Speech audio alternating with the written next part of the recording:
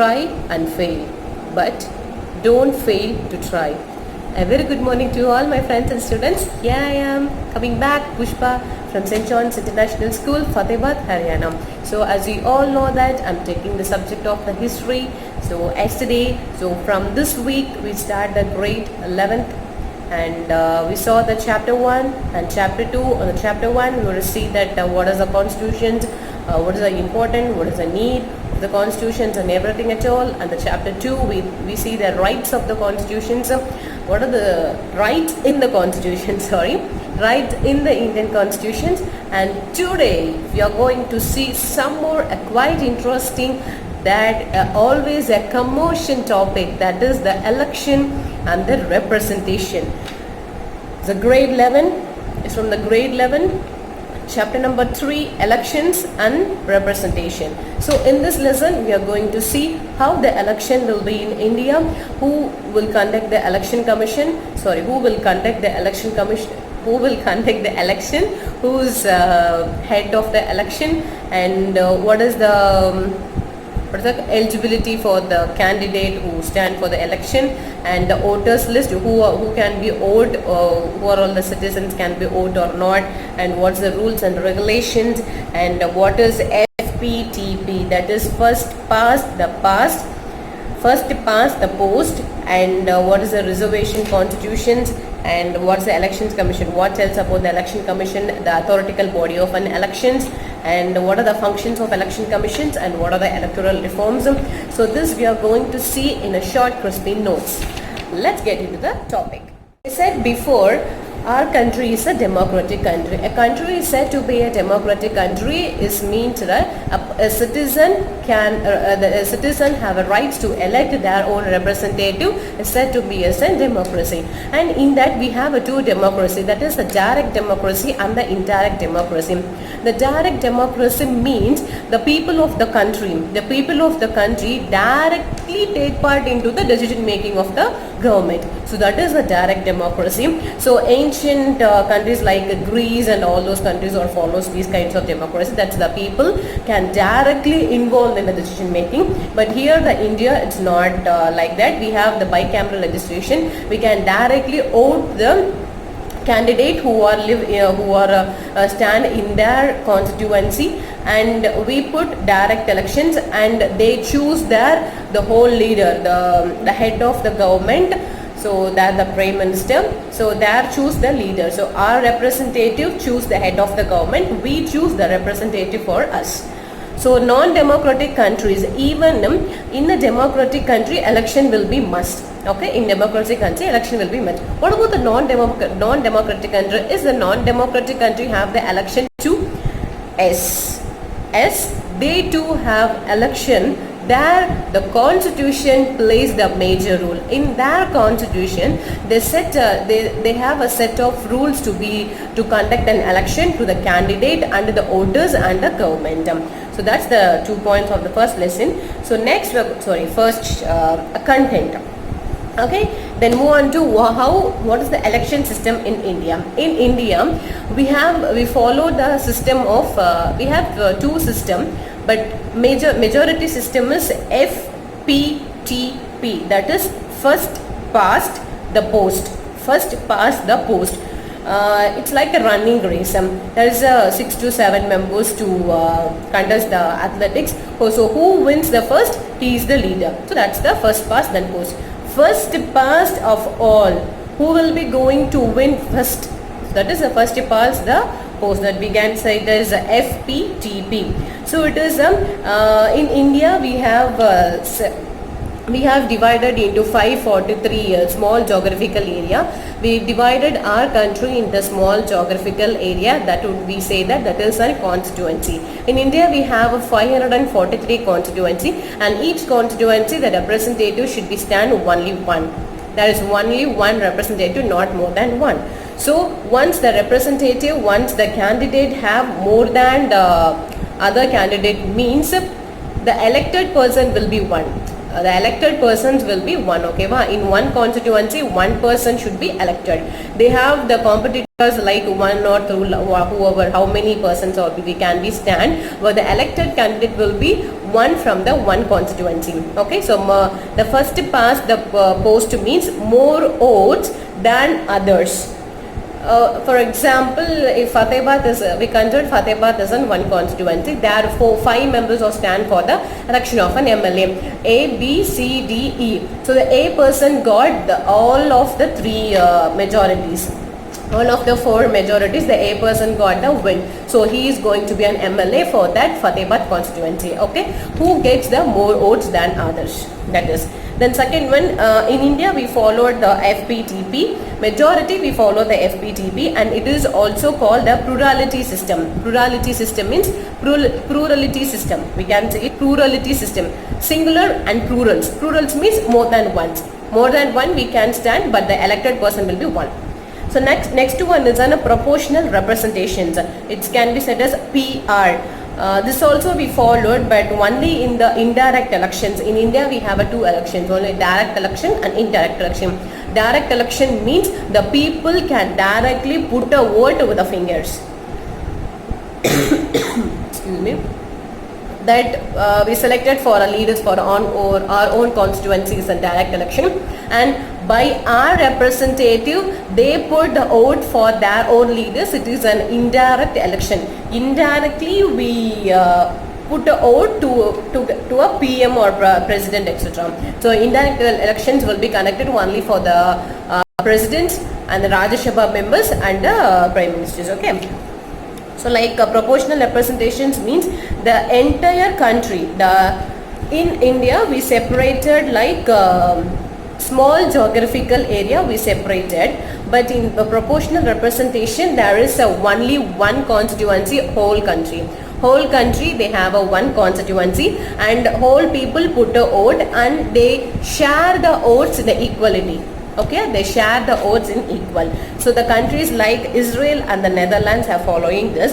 In India we have adapted the PR system, that is the proportional representative system, only for the indirect election, not for the direct elections. Okay, so the difference between the FPTP and the PR is FTPT is it divided the small geographical area, where the PR election is in only one constituency. We have many constituency, they have only constituency over the country, and they elected the leader, they put the vote and elected the party.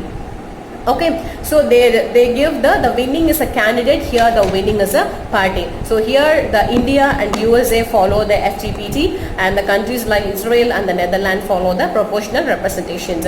So this is a very important, the proportional representation. The entire country have one constituency and they divided the votes in the equal shares. There the majority, the party will be here. In FTPP the candidate will seat the member, here the party will seat the parliament. Okay, so how the proportional representations in Rajya Sabha plays means they have the formulas like total votes polled, how many votes totally polled divided by total number of candidates be elected plus 1 and the whole of plus 1. That means, for example, the total polling of people is 200. So 200 divided by, so total number of, for example, only 4 people we want to elected in the Rajya Sabha means, so 200 divided by 4 plus 1, the whole bracket plus 1. So obviously we get 40 or 50 plus 1. So the majority in India is 50% plus 1 is a majority of our government. And third point is an reservation constitutions. Like it's like to be an reservation seats.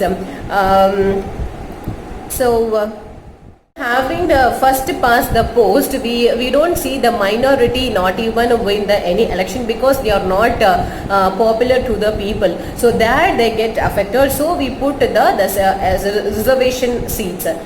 We could say that a separate electorate. It's a separate electorate. In India we have, I already said, in India we have the 543 constituency, and we have 79 seats for the SC caste and 41 seats for the ST caste. The remaining are generals. So it is a reservation for the minority community also.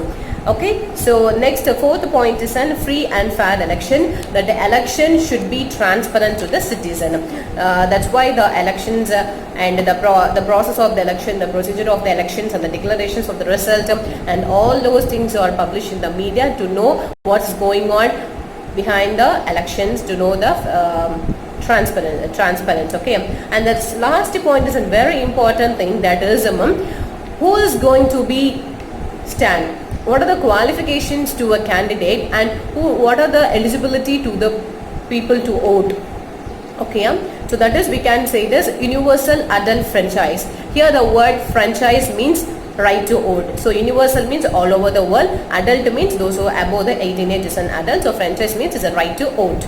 Okay, so adult of every citizen, Indian citizen who get the state of an adult, they have a right to put a vote and choose their own representative. Till 1989, the adult age should be in the 21. But after 1989, there is an amendment there. So it is I think it's a 61st amendment of 1989. The age should be decreased from 21 to 18. Okay, so in Lok Sabha, and we too have right to and we, the citizens of India, have a right to participate in the election. For Lok Sabha elections, they have the age qualification is 25 years old, and they have some rules and regulations. There is no imprisonment for an election candidate should not be imprisoned for more than 2 years, and there need not be any education, income background, and nothing else to do.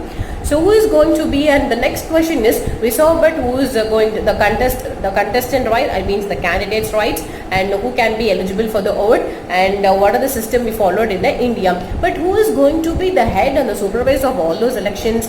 That is going to be seen now. That is an Election Commission of India. We have an Election Commission of India. It comes under the article of 324 article. Not 324 article, it's the article number is 324. We see the Election Commissions of India's rights and the role and the play in the elections, and what are the powers and functions of the Election Commissions. The Election Commission is unsupervised, and they have the conduct the elections, and that the Election Commission is an independent body. Not even a single, not even persons can ask the means the official person can ask why you're doing like this means.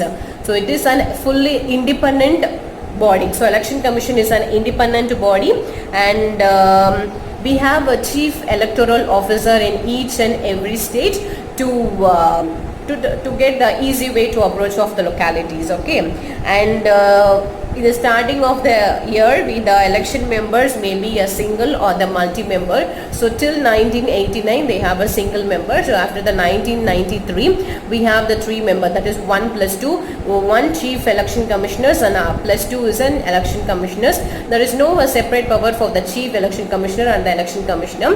There is only a collective duty to conduct the elections. Okay, so then the election commissioners and chief election commissioner was appointed by the President of India, and their relaxation was 6 years and 65 age. Then the election commissioner also can remove on the grounds of the misbehavior and all those things, and only by passing of the special majority, the election commissioner should be removed. So what are the functions they play means, first, the election commission should update the voters list. Because voters list means the citizens who are eligible to vote, because we have the elections of a CM in only 5 years and MLAs of years. So then the change is the year, I mean the age of the citizens can be changed. So they should be update the voters list, like some people may die, some people may newly born, some people who get the age of the 18, and a lot of people get the age of 18. So they should first update the voters list, and they fix the date and time of the elections and prepare the election schedules. We just look into what are the election schedules. First, the notification. First, the notification to be given to the all over the country that we are going to conduct an MLA elections for like that, and who can be nominated can start to nominate. So second point is a nominated filling and the last date for the nominate, and fourth one is scrutinizing it means the filtering the candidates, and withdrawal, if the person can withdraw, if they have an options to withdraw before the elections. If really they don't want election, means they have the day to withdraw the elections and the next one is the date of polling, and counting the votes, and last one is the declarations of a result. So these are the election schedules. So they have to prepare the election schedule, and they put the mode of contact. The mode of contact means on the time of an election, on the year of an election, the whole control is handed over by the Election Commission of the India. The chief election commissioners and other commissioners, the whole administrative control is in the hand of there, and the allotted symbols too. So then we are going to see what are the electoral reforms that really the people and the election commissions and the political leader wants means. Some of the suggestions given by them. First, we have to change the election system from FTP to the proportional representation. There we have equally reforms, equally elections manner, and we want 1/3 of the seats for the women in the parliament, and ban of use of a caste and religions and etc. And the political party should be transparent manner. Okay, so these are the suggestions given by the various people who work as a government officials, as a non-government officials and etc. So this is about the election commission. This is about the election system in India. We have the two important systems, that is a first past the post, then proportional representation. We follow these both, but majority is FTPP. Okay, and the proportional representation is only used in the indirect elections. Here the question is from the FTP and proportional representations. And some other important thing is election commission's rules and the schedules of the elections commissions, the preparations of election schedules. The questionables area is like this, and I tell you I give a worksheet regarding I put a worksheet regarding this one, and I hope this will be okay for you students. And this is a very important lesson that each and every citizen, not only to get a marks to know this lesson, but as a citizens of the India, we have to know this important thing, how the election, what is the pattern of the country. If you are going to set in another country, means if some country men ask what is the election pattern of your country, means we have to know, otherwise it's a shame for us. So I hope this will be okay for your students. So stay tuned with us for daily updates. So stay safe and stay home. So signing off, this is Pushpa from St. John's International School, Fatehpur, Haryana. Bye bye guys, have a nice day.